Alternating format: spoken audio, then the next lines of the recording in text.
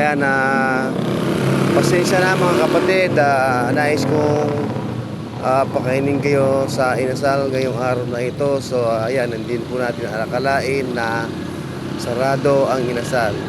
So ang maganda po natin gawin yan ay kunin natin yung itlog, tuyo at talong, ipirito natin. So yun na lang ang pagsaluhan natin. So pasensya na kayo, sarado, tabla-tabla muna tayo. Kain tayo sama-sama sa bahay. Yan, sarado siya. Malinis ang paligid ng harap ng Walter Mart. Pasensya na. Nakatipid naman ako kasi sarado.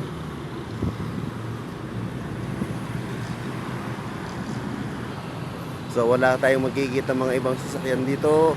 Kung hindi mga ilaw, kung hindi mga signboard na lang at mga dumadaang mga sasakyan dito sa paligid ng Walter Mart. So ayan. So ayan, malapit na tayo dito sa bahay, sa paliko. Makikita natin ang reaksyon nila. Mamaya.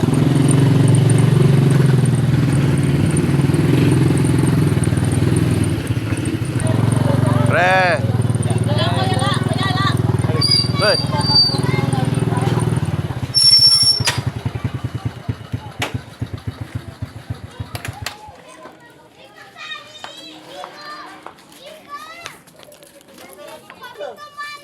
Sarado yan, kuya?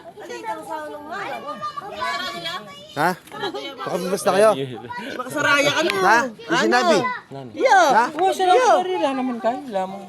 Makasaraya na. Ayan po, nakabihis na po ang aking mga pamangkin. Nagtatanong kung sarado ang Walter Mart.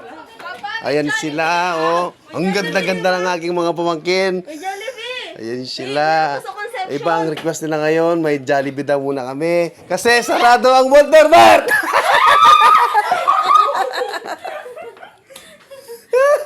Sarado ang Walter Mart. Anong masasabi mo anak, sarado yung Walter Mart ng Kapas? Bakit yay? Ha? Magdo. Sa tayo ngayon sa McDo? McDo na lang tayo? So, andito na yung mga pamangkin ko.